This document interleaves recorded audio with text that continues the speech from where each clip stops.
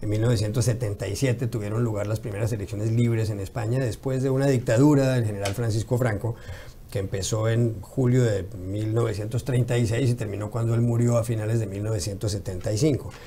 Bueno, pues ¿qué ocurrió cuando falleció Franco? Mucha gente pensó que el rey Juan Carlos, que llegó al trono en ese momento, iba a continuar con un régimen cerrado, y pasó lo contrario. El rey Juan Carlos promovió lo que se llamó la transición española a la democracia, hizo nombrar y posteriormente fue elegido también a Adolfo Suárez como presidente del gobierno, legalizó al Partido Comunista, que en ese momento era ilegal, y posteriormente los españoles por primera vez en su historia pudieron redactar una constitución que fue aprobada por la ciudadanía.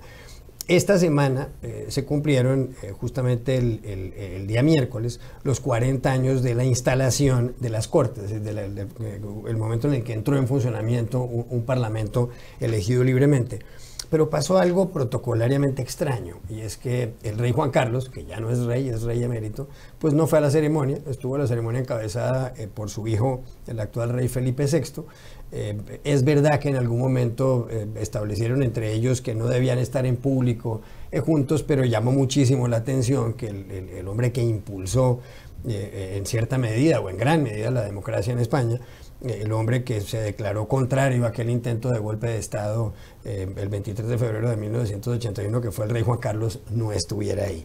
La gente se pregunta qué pasó, cómo es posible que el rey Juan Carlos no hubiera sido invitado a una ceremonia, a la ceremonia de constitución o de la efemérides de constitución de las Cortes Españolas, si resulta que él fue el arquitecto. Lo que se aduce es un problema de protocolo. Fue el mismo rey Juan Carlos el que, cuando abdica en su hijo, el actual rey Felipe, dijo que él no quería estar presente en el Parlamento en actos oficiales en los que el rey Felipe se estuviera dirigiendo al Parlamento. Hay quien dice, entre otros el editorial de este mismo periódico, que los protocolos están para saltárselos. Yo discrepo, los protocolos están para cumplirlos, pero con sentido común.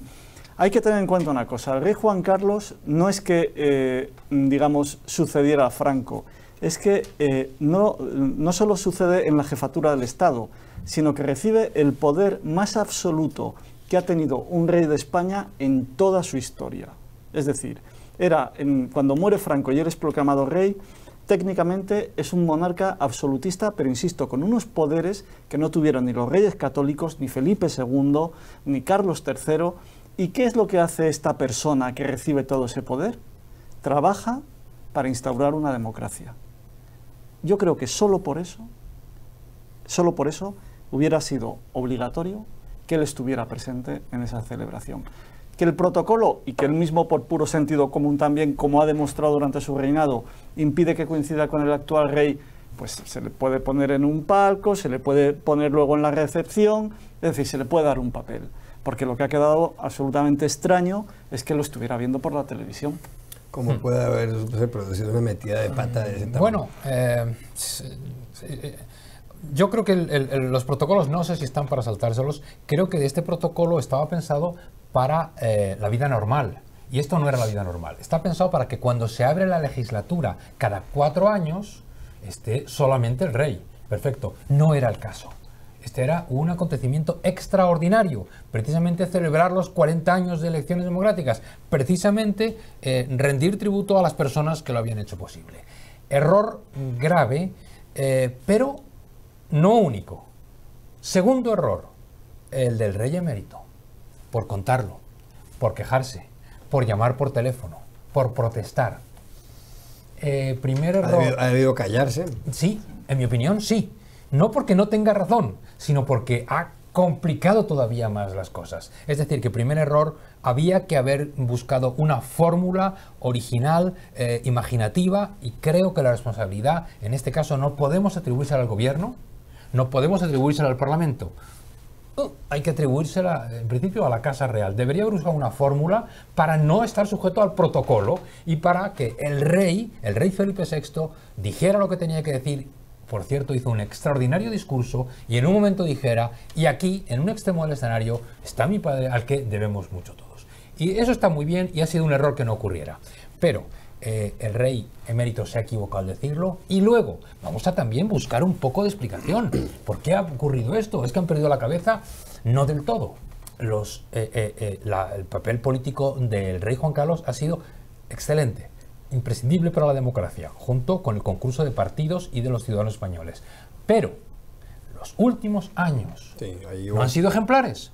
No han sido ejemplares. Y por lo tanto, era discutible por lo menos que la presencia del rey ahí hubiera distraído el foco de atención del rey Felipe VI, y no en el buen sentido. Hubiera recordado que es verdad, que grande fue hace 40 años, pero ¿y la cacería?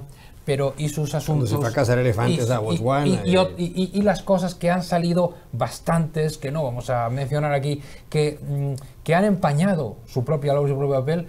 Bueno, pues tampoco ha sido ejemplar. Yo entiendo que por ahí han ido los razonamientos de un rey joven como Felipe VI, que necesita ganarse su sitio, que necesita construir su carisma, que creo que está disgustado seriamente con alguna de las cosas que han pasado en su familia, y que él y su entorno han entendido que no se podía jugar con esto. Así entiendo yo que han sido las cosas, y por eso creo que se ha producido un doble error.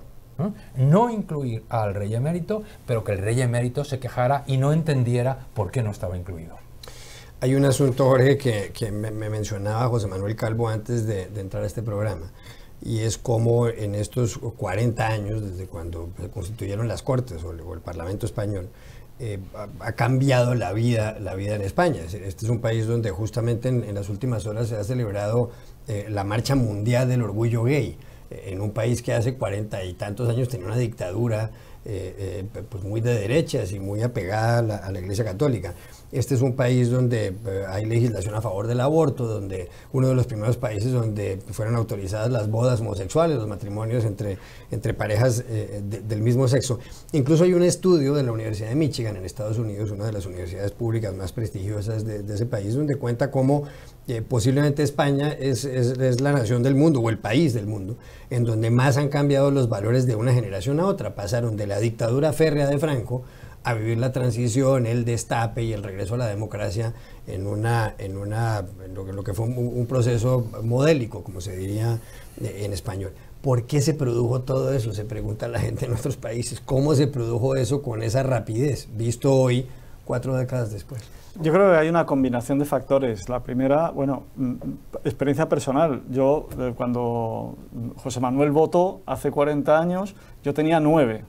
Entonces, obviamente hay un recambio generacional. Es decir, las personas que ahora estamos alrededor de los 50, aunque técnicamente hayamos nacido y vivido en dictadura, no nos acordamos. Y ya estamos hablando de personas de 50 años. Con lo cual, digamos, las nuevas generaciones, las nuevas entre las que me incluyo, no tenemos esa memoria física de lo que fueron aquellos años de, digamos, de dictadura y todo lo que supuso. Eso lo ha hecho la generación anterior a la nuestra, que fue la que se encargó de pilotar la primera fase de la transformación, la llegada a las instituciones democráticas, la lucha por las libertades básicas, la modernización de un país que estaba absolutamente atrasado, que estaba al nivel de, en aquel momento, de Yugoslavia, y que ha llegado a estar entre las principales economías del mundo. Y detrás de esas personas, digamos, ya vino la modernización social. Es decir, personas que no estaban en ningún momento condicionadas por lo que habían vivido desde la dictadura, y que este tipo de transformaciones no solo le parecían absolutamente normales, sino además necesarias. Y en ese sentido, pues hay que decir que España se ha modernizado, pero claro, no es que se haya modernizado en 3 años, es que ha tardado 40 años en hacerlo. Bueno, se ha tardado 40 años en completar, y todavía nos queda bastante. Fue muy importante lo que pasó realmente hace 40 años. El gran pacto de vencedores y vencidos de la guerra civil, de excluidos y reprimidos y de beneficiados. Todos habían cometido errores, todos acordaron reconocerlos y tirar para adelante, y entendieron que tenían que mirar lo que les unía y no lo que les separaba, porque la guerra civil española fue terrible, de las más crueles del siglo XX. El 15 de junio del 77 yo era interventor en las primeras elecciones democráticas, interventor de un partido recién legalizado, y en la mesa en la que yo estaba vigilando, en nombre de mi partido, votó la viuda de Franco. Y no se me olvida nunca. Carmen Polo. Votó. La mujer del dictador ejerció su derecho a voto. y hay testimonios gráficos que lo recogen. Parecía increíble, pero aquel fue un momento emocionante. Se transformó un país, como dices tú, que venía del retraso de la dictadura, no solo de los 40 años de dictadura, de antes. España en los años 20 y 30 era un país pobre, de terrible desigualdad, de analfabetismo, de hambre. Bueno, no tiene nada que ver con este país que es la cuarta economía de Europa, la 10ª o 11ª del mundo, que es un país realmente moderno, a la vanguardia de ciertos derechos, que está celebrando esta semana esta fiesta del orgullo mundial gay que reúne a entre 2 y 3 millones de personas. En este país, en el año 1981, el 51% de sus habitantes pensaban que la homosexualidad no tenía justificación. En este país, en el año 2011, no hoy, en 2011, hace 6, eso lo pensaba el 8%. No conozco ningún país que de manera colectiva haya cambiado tanto, se haya modernizado tanto, haya dado tantos pasos, haya sido tan abierto como ocurre con España. Nadie se habría imaginado que el país que tuvo por monarca Carlos V, que quería convertir al catolicismo a toda Europa, cuya capital termine como sede de la Marcha Mundial del Orgullo Gay. Y si hoy viviera Felipe II, Carlos V, quién sabe, estarían en esa marcha también, ¿cómo no? Estarían en esa marcha.